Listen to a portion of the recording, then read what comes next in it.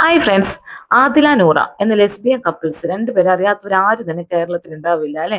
അപ്പൊ അവര് രണ്ടുപേരും ആദ്യമായിട്ട് ബിഗ് ബോസിൽ നിന്ന് ഇറങ്ങിയതിനു ശേഷം ആദ്യമായിട്ട് ഒരു ഉദ്ഘാടനത്തിന് വേണ്ടി കോഴിക്കോട് വരുന്നുണ്ട്. അപ്പൊ നൂറയുടെ ദേശമാണ് കോഴിക്കോട് അല്ലെ. അപ്പൊ അവിടെ എത്തിയിട്ട് അവര് നടത്തിയ സ്വന്തം വീട്ടുകാർക്കെതിരെ നടത്തിയ ഒരു പരാമർശം, അത് കേട്ടപ്പോൾ എനിക്ക് ഭയങ്കര സങ്കടമായി.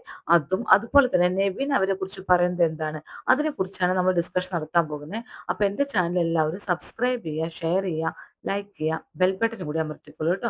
ഓക്കെ, നൂറയാണ് ആദ്യം മൈക്കൊക്കെ കൊടുത്ത് സംസാരിക്കുന്നത് കേട്ടോ. രണ്ടുപേരും ലെസ്ബിയൻ കപ്പിൾസ് ആണെന്ന് എല്ലാവർക്കും അറിയാം. അപ്പൊ നമസ്കാരം കോഴിക്കോട് എന്ന് പറയുന്നുണ്ട്. ഞങ്ങളൊരു ഫസ്റ്റ് ഇനോഗ്രേഷൻ ആണ്, അതിൻ്റെതായ കുറെ വിഷമങ്ങളും വ്യാകുലതകളും ഞങ്ങൾക്കുണ്ട് എന്നൊക്കെ പറയുന്നുണ്ട്.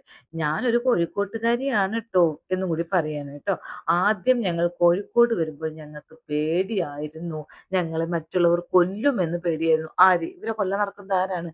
അപ്പൊ ഇവർ ഉദ്ദേശിക്കുന്നത് ആരെയാണ്? ഇവരുടെ അച്ഛനും അമ്മയെയാണ്.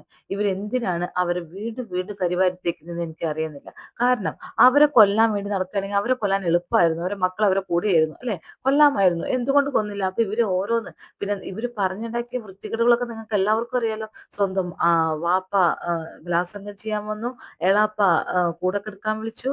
അതുപോലെ തന്നെ എന്താ പറയാ, ഈ നൂറയുടെ ഒക്കെ ഫാമിലി ഉണ്ടല്ലോ, അവരുടെയൊക്കെ വാപ്പ അവളുടെ പേരാണ് ആ കടക്കിയിട്ടിരിക്കുന്നത് തന്നെ. അവരൊക്കെ കൊണ്ടുപോയി രണ്ടുപേരും ഗൾഫ് രാഷ്ട്രങ്ങളിൽ കൊണ്ടുപോയി നിർത്തി അവരെ എന്താ പറയാ, CBSE ICSE സിലബസ് ഒക്കെ പഠിപ്പിച്ച് അവിടുന്ന് പര്യാപ്തമാക്കി കൊടുത്തു. ഇത്രയും ഫീസോട് കൂടി പഠിപ്പിച്ച് പര്യാപ്തമാക്കി അവരുടെ ലൈഫിന് പര്യാപ്തമാക്കി കൊടുക്കുമ്പോൾ അവരെന്താ വിചാരിക്കുക, പിൽക്കാലത്തേക്ക് ഞങ്ങൾക്ക് ഈ മക്കളെ കൊണ്ട് ഞങ്ങൾക്ക് എന്തെങ്കിലും ഉപകാരം ഉണ്ടാവും. മക്കളെ പോറ്റി വളർത്തുന്നത് നമ്മൾ അതിനാണല്ലോ. നമുക്ക് വയസ്സാവുന്ന കാലത്ത് നമ്മളെ സംരക്ഷിക്കാൻ വേണ്ടിയിട്ടായിരിക്കും അല്ലെ. അപ്പൊ ഇവരെന്ത് ചെയ്തു, ഇവര് ലെസ്ബിയൻ കപ്പിൾസ് ആയിട്ട് ഇറങ്ങിപ്പോയി. പോട്ടെ, അവരുടെ ഇഷ്ടം, അവർ ലെസ്ബിയൻ കപ്പിൾസ് ആവേ എന്തെങ്കിലും ആവട്ടെ. ഇറങ്ങിപ്പോയി കഴിഞ്ഞാൽ ഈ വീട്ടുകാർക്കെതിരെ ഈ കരിവാരി തേക്കുന്ന ഒരു പരിപാടി ഉണ്ടല്ലോ, ഇത്രയും നന്നായി നോക്കിയിട്ട് എത്രയോ എത്രയോ മക്കളെ എവിടെയൊക്കെ കൊണ്ട് വലിച്ചെറിഞ്ഞിട്ടും അമ്മമാര് പോകുന്നത് അല്ലെ. ഇത്രയും എന്താ പറയാ, പൊന്നോമനകളായിട്ട് വളർത്തിയ വീട്ടുകാർക്കെതിരെ നൂറിയായാലും ആദിലയായാലും വൃത്തികേടുകൾ പറഞ്ഞു പറ്റിയ ആൾക്കാരാണ്. ഇപ്പോഴും ഒരു പറയുന്നത് എന്താണ്, കോഴിക്കോട് ഞങ്ങൾക്ക് പേടിയാണ് വരുമ്പോ, കോഴിക്കോട് പേര് കേൾക്കുമ്പോൾ പേടിയാണ്.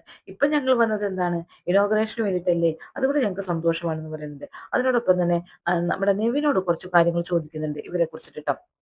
ഇവരുടെ ഇടയിൽ കുറെ പ്രോബ്ലം ഉണ്ടല്ലോ, ആ പ്രോബ്ലം സോൾവ് ആക്കാൻ നെവിൻ ഇതുവരെ നോക്കിയില്ലേ ഈ പട്ടായ ഗേൾസിന്റെ ഇടയിൽ ചോദിക്കുന്നുണ്ട്. അപ്പൊ പറയണ്ടേ, ഈ പ്രോബ്ലത്തിനിടയിൽ കയറി അഭിപ്രായം പറയാൻ ഞാനൊന്നും ആളല്ല കേട്ടല്ലോ. രണ്ടു കൂട്ടരും ഉം, ആയിട്ട് എനിക്ക് റിലേഷൻ ഉണ്ട്. അതിൽ നൂറായിട്ടും ഉണ്ട്, അനുമോളായിട്ടും ഉണ്ട്.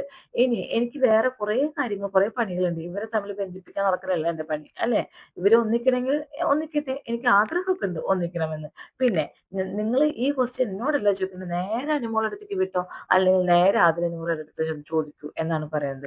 പിന്നെ പറയുന്നത്, നല്ലൊരു ക്വസ്റ്റ്യൻ ചോദിക്കൂ എൻ്റെ അടുത്ത്, അല്ലാണ്ട് ഈ കോൺട്രവേഴ്സി ഉണ്ടാക്കാനുള്ള ക്വസ്റ്റ്യൻസ് ചോദിക്കല്ലേ എന്ന് പറയുന്നത് ശരിയാണ്.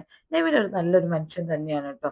അത് ഒരു തർക്കമില്ലാത്ത കാര്യം തന്നെയാണ്. അപ്പൊ ഈ കോൺട്രവേഴ്സിക്ക് നിൽക്കല്ലേ, എനിക്ക് എൻ്റെതായ കുറെ കാര്യങ്ങളുണ്ട് എന്ന് പറയുന്നുണ്ട്. അതിപ്പോ അവർ ചോദിക്കും, അപ്പൊ അവരത് വിട്ടു, ആദിലനൂറയും അനുമോളയും വിട്ടു. എന്നിട്ട് ചോദിക്കുന്നുണ്ട്, രേണു ചേച്ചീനെ കുറിച്ച് എന്താണ്, രേണു ചേച്ചി കാറൊക്കെ മേടിച്ചല്ലോ, എന്താണ് നിങ്ങൾക്ക് അഭിപ്രായം? രേണു ചേച്ചി കാറ് മേടിച്ചു, സൂപ്പർ. വളരെ താഴെ നിന്ന് മുകളിലേക്ക് കയറി വന്ന ഒരു സ്ത്രീയാണ് രേണു ചേച്ചി. കാറ് മേടിക്കട്ടെ, ഇനി ഒരു പുതിയ ബംഗ്ലാവ് തന്നെ മേടിക്കട്ടെ, ഞാൻ വളരെ ഹാപ്പിയാണ്. എല്ലാവരുടെ ഗ്രോത്തിന് ഞാൻ വളരെ ഹാപ്പിയാണെന്ന് പറയുന്നുണ്ട് കേട്ടാ. ഇപ്പൊ രേണു ചേച്ചിയെ കാണാൻ പോലും കിട്ടുന്നില്ല. കാരണം എന്താ വെച്ചാൽ രേണു ചേച്ചി ഭയങ്കര ബിസിയാണ്. ഞാനും ബിസിയാണ്, പക്ഷെ രേണു ചേച്ചി എന്നെക്കാളും കൂടുതൽ ബിസിയാണെന്ന് പറയുന്നുണ്ട്. അപ്പൊ പറയുന്നുണ്ട്, ഫുഡ് രേണു ചേച്ചിയുടെ വീട്ടിൽ പോയിട്ട് കഴിക്കുന്നില്ലേ എന്ന് ചോദിക്കുന്നുണ്ട്. അപ്പൊ പറയുന്നത്, ഫുഡ് എന്റെ വീട്ടിൽ തന്നെ നന്നായി കഴിക്കട്ടെ ഞാൻ, അത് കഴിഞ്ഞിട്ട് നമുക്ക് രേണുവിന്റെ വീട്ടിലൊക്കെ പോവാം. അപ്പൊ ഫുഡിനോട് ഏറ്റവും പ്രിയമുള്ള ആളായതുകൊണ്ട് ചോദിക്കുകയാണ്, ഇറങ്ങിയപ്പോ ഏറ്റവും നല്ല ടേസ്റ്റി ഫുഡ് ഏതാണ് കഴിച്ചത്? ചട്ടിച്ചോറ് ആണെന്ന് പറഞ്ഞിട്ട്. അത് കേട്ടപ്പോ എനിക്കും ഭയങ്കര സന്തോഷം. അതല്ല, ഇഷ്ടവും തോന്നി, നമുക്കൊന്ന് കഴിക്കണം എന്നൊരു ആഗ്രഹവും തോന്നിയിട്ടാ. അപ്പൊ ഈ ആദില നൂറയുടെ ഇനോഗ്രേഷന് വേണ്ടി വിളിച്ചപ്പോ എനിക്കത് കണ്ടപ്പോൾ ഭയങ്കര ദേഷ്യം വന്നത് കൊണ്ടാണ് ഇങ്ങനെ ഒരു വീഡിയോ തന്നെ ചെയ്യാൻ കാരണം. Okay, thank you.